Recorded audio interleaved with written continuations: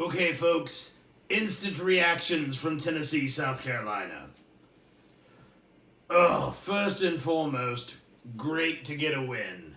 Another win. I thought of the remaining games that South Carolina would be the toughest for the Vols to win, but they came through with flying colors. It was wonderful.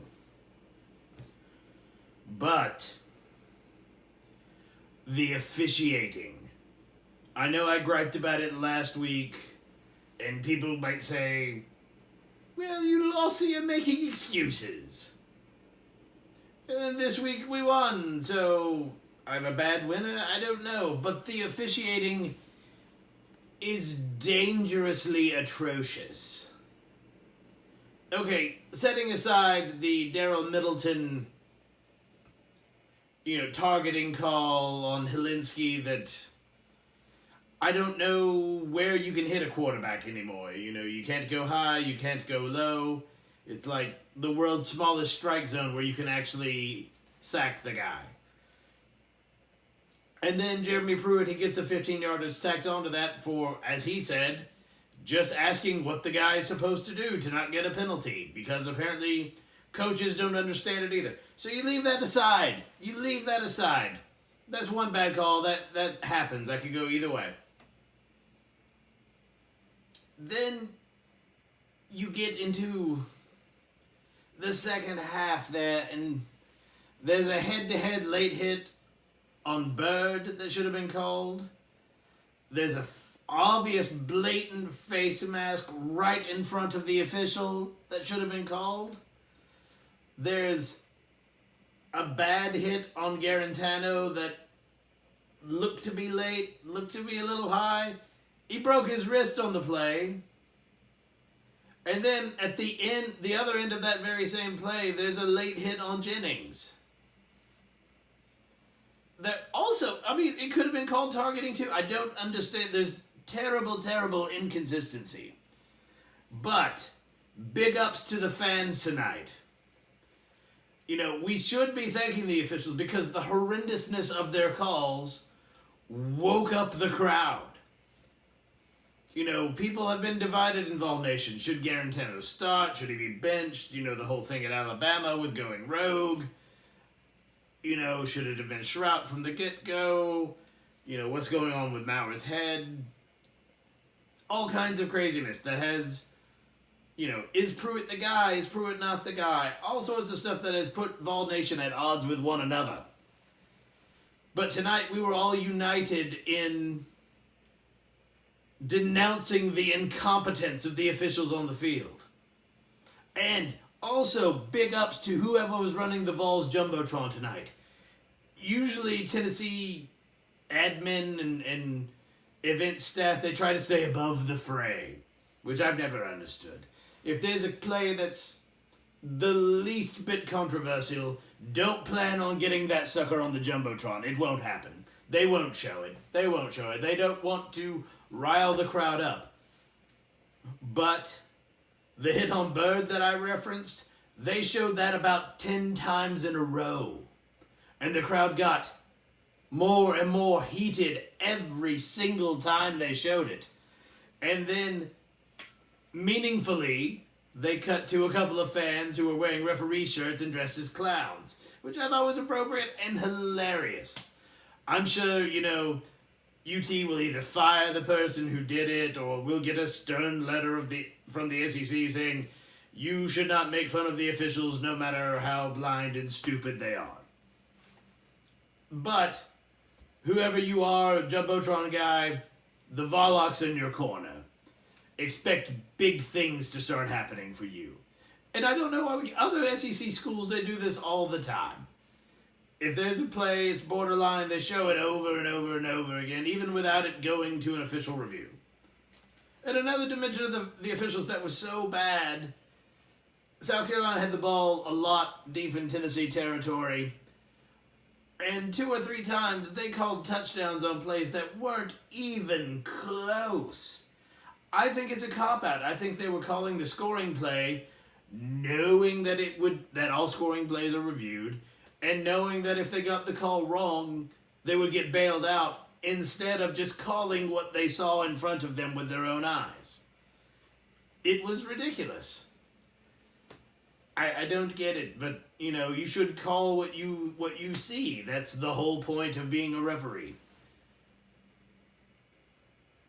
But they're not doing that. But so you might say there's no harm, there's no foul there, but every single time South Carolina as an offense got like a free timeout. They got to regroup.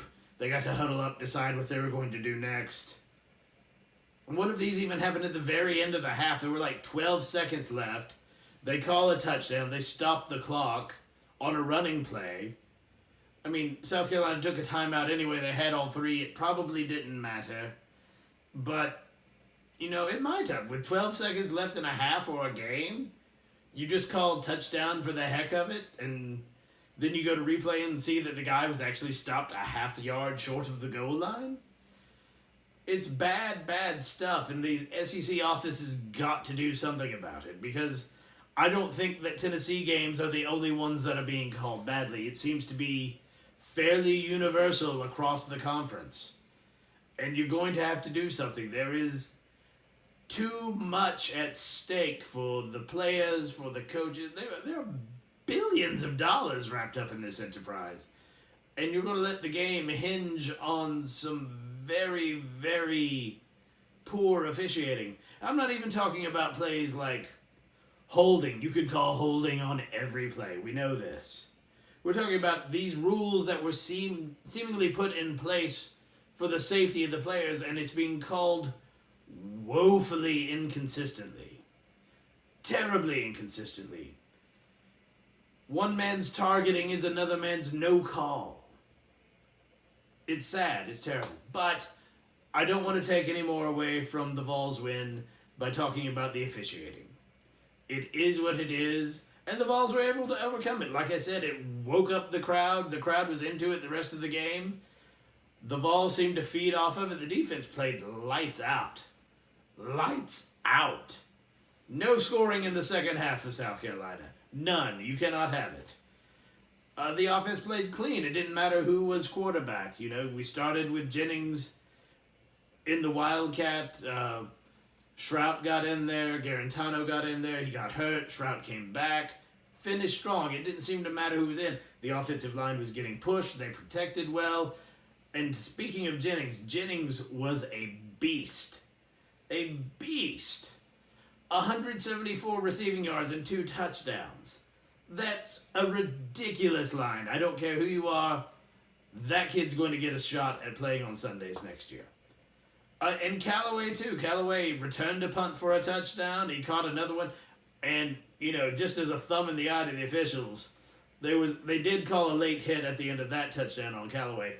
But from the replay, it seems pretty obvious to me that Callaway was talking junk at the corner that he was running away from as he scored. And he got that guy, it's part of the game, he got that guy angry and he made a late hit. It happens. But I would love to know what Callaway was saying to him, because it was hilarious. I'm sure it had to be the funniest thing. Also, Daniel Batuli blocked a punt and recovered it for a touchdown. The Vols really, in the second half, dominated in all phases of the game, and it was wonderful to see. So I'll be back later this week to talk about the matchup with the UAB Blazers. This hopefully will be a little bit of a step back in competition as far as what we've played for the past couple of weeks, for the past month really. But you never know. You can't take any opponent lightly. Got to get in there and continue to play the game. But if the Vols play like they did tonight, they should win every game remaining on their schedule. You worry about Missouri at home. They're very Jekyll and Hyde. They look strong at home. They look terrible on the road. They lost to Kentucky tonight in convincing fashion. Then you have those self-same Kentucky Wildcats. You've got Vanderbilt, both of which have their moments, but Kentucky's starting a wide receiver at quarterback. And Vanderbilt, until beating Missouri last week, seemingly had completely fallen off. But we'll see what's going on. It's going to be a fun ride coming to the end, which is not something I anticipated with the way that the season started. I'm still a little frustrated. The way the team's playing now, there's no way they should have lost to Georgia State and BYU. And if they win out, you're talking about the difference between a 9-win team going to a bowl and a 7-win team going to a bowl, or maybe a 6-win team, depending on how these last few games shake out. So Tennessee really appears to have the talent, and it's young talent, but it's coming of age. 4 weeks ago, if you had asked me who the best quarterback on the roster was, I would have said we don't have a quarterback. We don't have one. I don't know that any of these guys can do it. Tonight, it looked like we had 3 on the roster. Maurer's done what he's done. Garantano had a solid bounce back before he got hurt. And Shrout was throwing dimes all over the field. He did well. I mean, if you want to nitpick, the offensive line could get more push in the run game. But they did enough. They did enough. The Vols got nearly 500 yards of offense tonight. That's a 2 or 3 game total from earlier in the season. So things are moving along. It's getting exciting. We're not going to put the cart before the horse, one game at a time. Cliche, cliche, cliche. But let's keep on keeping on, and I will see you later this week, and we'll talk some UAB Blazers.